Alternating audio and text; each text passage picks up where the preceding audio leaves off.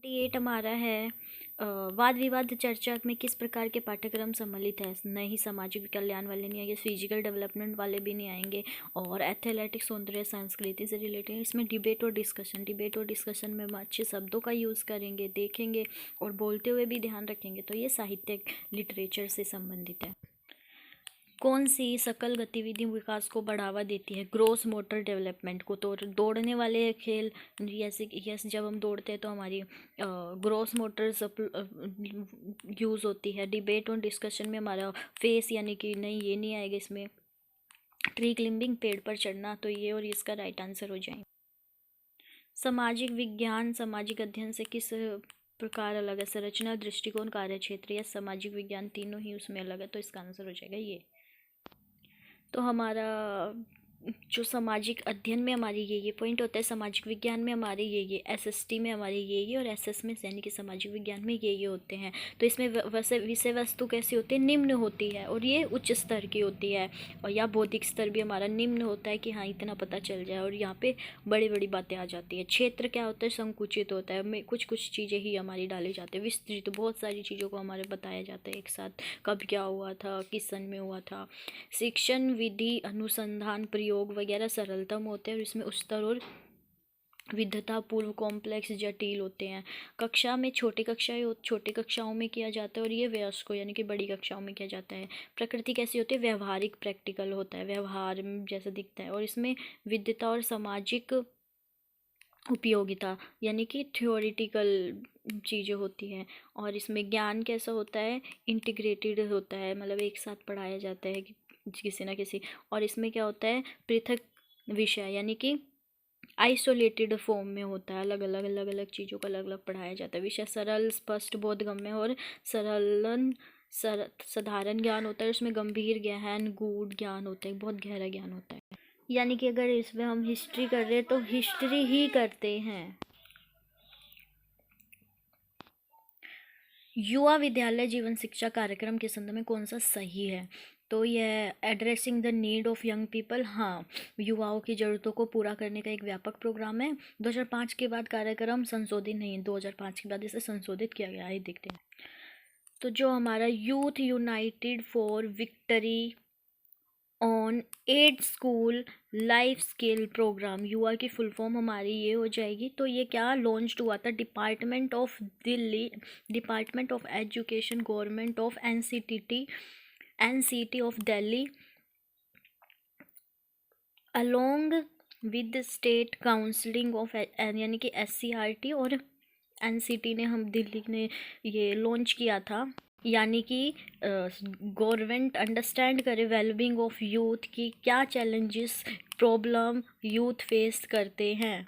और ये experimental research की डिज़ाइन पर बेस्ड थी। ये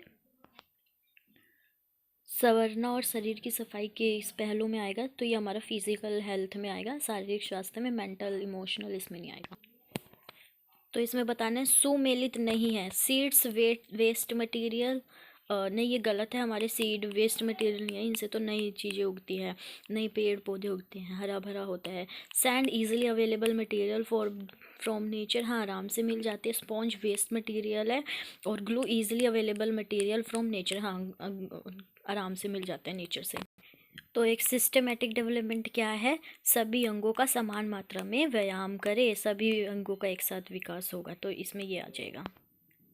भारतीय संविधान की कौन सी अनुसूची पंचायत निकायों के प्राथमिक और माध्यमिक विद्यालय, तकनीकी प्रशिक्षण और व्यावसायिक शिक्षा, वयस्क और अनौपचारिक शिक्षा, पाठ्य पुस्तकालय और सांस्कृतिक गतिविधियों को शामिल करती हुई शिक्षा की देखभाल करने की जिम्मेदारी सौंपती है? तो शिक्षा की जिम्मेदारी हमारी 11वीं सूची में दी जाती है। तो जो हमारी 11th अनुसूची है, specific the power, authority and responsibility of panchayat, it's has 29 matters, जो हम आगे देखेंगे।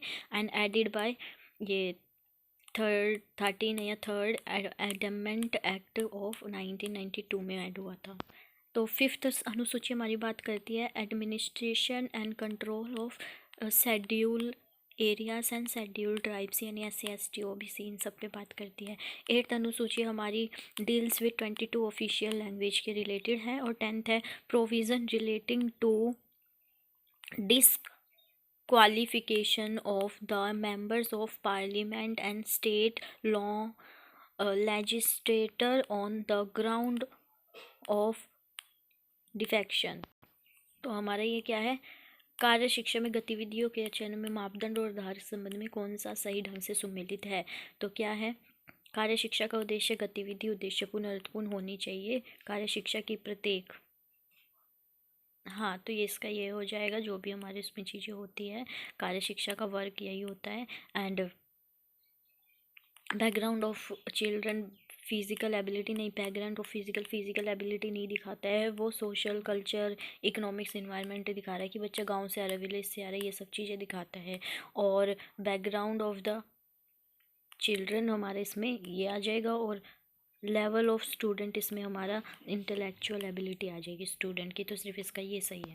तो पारिवारिक सामुदायिक जुड़ाव निम्नलिखित के सकारात्मक प्रभाव को दिखाते हैं। बच्चों की उपस्थिति बढ़ेगी, ड्रॉप आउट की जो रेट्स है वो कम होगी, और उच्च जोखिम व्यवहार जो बच्चे करते हैं, लड़ाई झगड़े, उनमें कमी होगी। तो तीनों ही सही है।